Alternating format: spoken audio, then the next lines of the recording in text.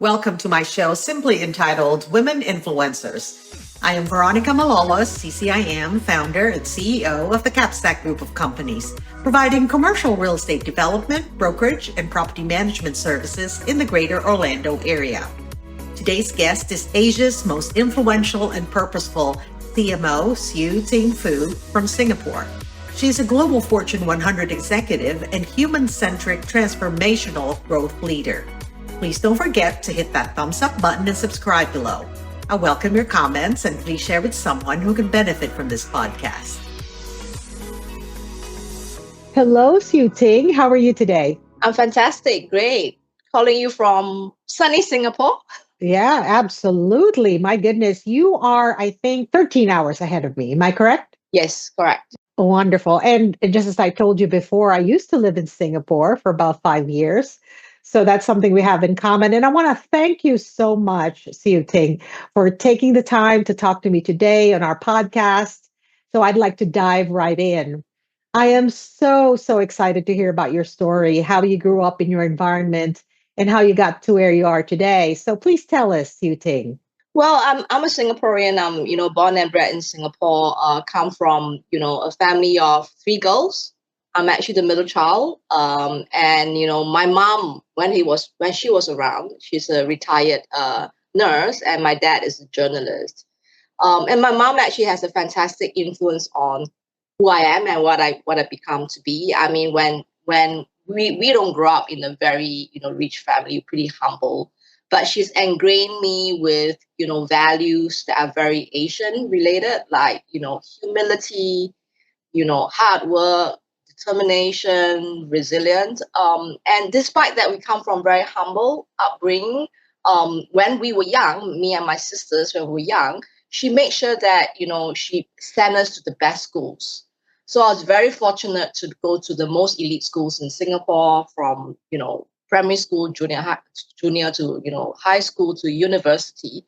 And also on top of that, she really believed in this whole education of arts and science. So she makes sure that I get exposed to sports, to music, to art. And that very much was, founded a lot of who I am, which is, someone which is, well versed in both arts and science, but also, a leader and achiever by itself. Well, I took a chance in university whilst I was studying business management, and I actually fumbled into this whole craft of marketing. I was actually going for an internship with Scott Paper, which is the previous Kimberly Clark acquisition. And I went through a whole journey of internship, which is by three Unilever marketers. They taught me everything about marketing. And hence, when I graduated, I decided that I have to be in Unilever or in Procter and Gamble, the two best world-class brand management companies. And I fumbled into Unilever as a graduate trainee. And that has set the tone of my entire career as a marketer. And I went through different roles within Unilever and different companies. I went to Mars and Diageo and Fonterra, and most recently with HP. And professionally, I'm a chief marketing officer. But that's the boring part. I think the exciting part is what has happened to me the last 10 years in terms of founding a lot of who I am. And who I am as a person, and who I am as a leader, grounded with this whole Asian values that my mom inculcated with me. I happened to chance upon this whole concept of purpose 15 years ago with Diageo, whereby they sent me for this fantastic leadership program. And it was through that occasion and working with the coach, I came to know about this whole notion of purpose. Obviously, I developed my purpose, but it founded me in terms of how I lead. I use purpose as a really core concept of, aligning people in my teams and leadership. And I firmly believe that, while, marketing is all about art and science and data, the whole notion of purposeful leadership and having human centricity and soul in what you do is very important. Hence, most recently I decided to, pay back to the society because one of my core passion is to inspire the generation of female leaders, but also the generation of marketing leaders. I published my first book. And the book is titled Building Brands with Soul, Soul. Won't say too much about it, but it's really about, my own leadership values of, how driving human centricity in marketing and leadership is really important. And the book talks about my own journey. Wow, that's pretty amazing. And I love, love, love that you actually spoke about your journey in your career, but you really just said that it's really not the most important part. And that the important part was really the journey of finding out who you are as a person. And I absolutely love that. I wanted to ask you, Siew Ting, and you've had a fantastic career journey and life journey. I wanted to ask you about a challenge that comes to mind that you overcame and how you did that. If you can share that with us, I'm sure a lot of us will take a lot of golden nuggets from it. Well, it's when I reflected and pondered on that question, it was very easy to just go into another business challenge. But I decided to take a slightly different note, which is a personal challenge. It is I talk about it in the book, and it all goes back to my own personal journey of fighting with my own inner demon. And it all started with, cut the story short. It all started with when I was 6 years old. My mom, as a working mom, like we all are, we have our struggles. So my younger sister came unplanned, and she couldn't cope, and hence she sent me during weekdays to my grandmother. So I stayed in my grandmother's house when I was 6 years old. During the weekdays and weekend, I went away. While everything was provided, my grandparents gave me lots of love and everything. I think that incident had a huge impact on me as a young kid. I think I started, feeling this whole notion of abundance, not enough self-love, not having enough attention.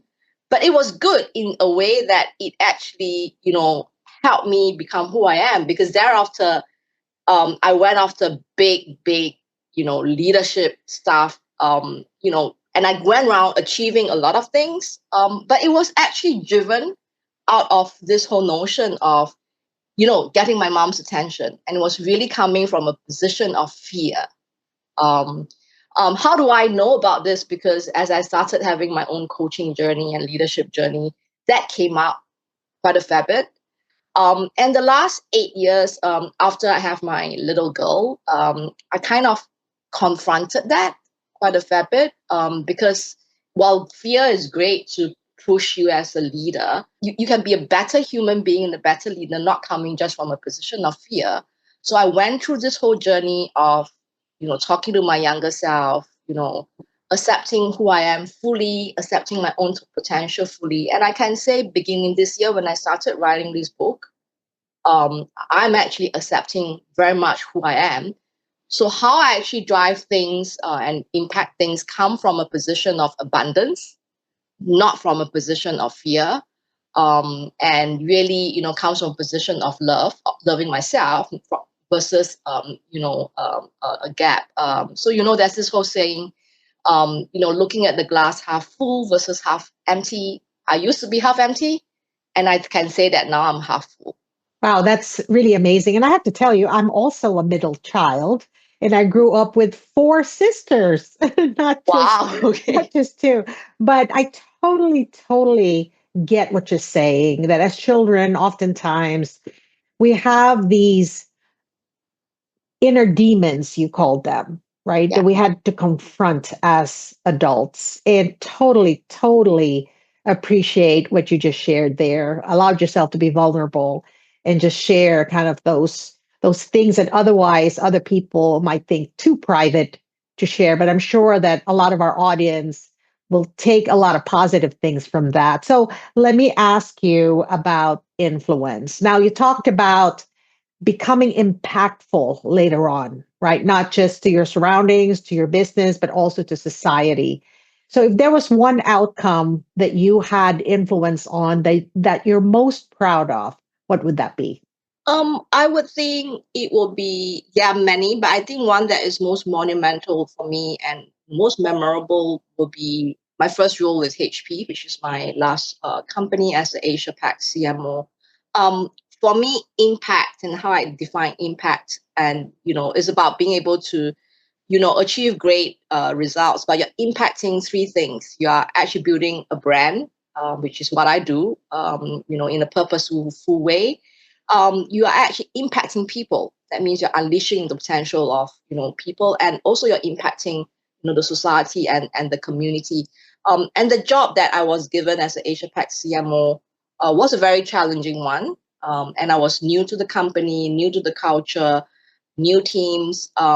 There's like three big new things that's really happening. But what I was really, really proud of is that was the moment that I really exercised my leadership skills, my purpose, and really, show my vulnerability, but bring everybody along. And after 18 months, really achieve what I set out to do, which is, hey, reframe the marketing organization internally and externally to be one that is known for innovation, delivering great brands, impact, internally and externally. And also it achieved fantastic results. For the company, we grew double digit quarter on quarter, added huge revenue. But what I was actually most proud of, which is the third thing, which is a big passion of mine, which is people. I managed to, unleash the potential of many of my teams, not only my direct reports, but the teams below them, and really building a community that actually, bring out the best of people. And for me, that was my, a first leadership role whereby I really practiced differently. Remember, I talked about, how I actually confronted my demons and, and actually embraced my vulnerability. And thereafter, many of my direct reports got exported globally to different roles. And even till now, many of us in different around the world, we talk about those moments fondly. It's always something that is very fond amongst us. Yes, that's amazing. Amazing influence, amazing impact. And I can almost imagine that your team members that have already taken up other positions are now in the same capacity of impact and influence.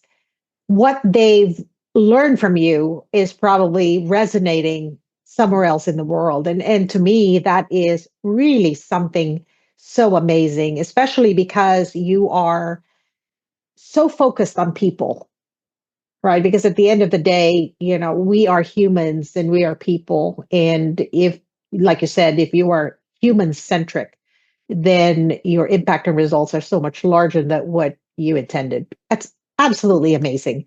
So let me ask you, Siew Ting, if you had one piece of advice that you could give to to our audience today, what would that be? Knowing your purpose, even if you don't know your purpose, take time to find your purpose, and then don't be afraid to disrupt yourself.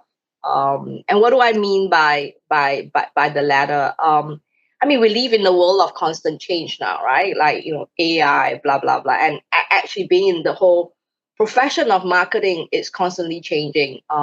So I firmly believe that as a marketer or even as a leader, you need to really stay grounded, to be very curious, to be constantly having a growth mindset, to constantly learn, be really, really hungry. And I always use this phrase with my team: "Hey, disrupt yourself before you get disrupted." And actually, that sticks with them.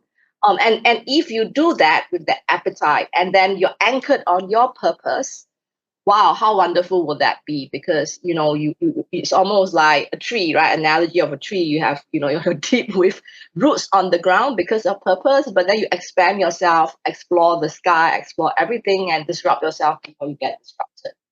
Wow, that's wonderful, wonderful advice.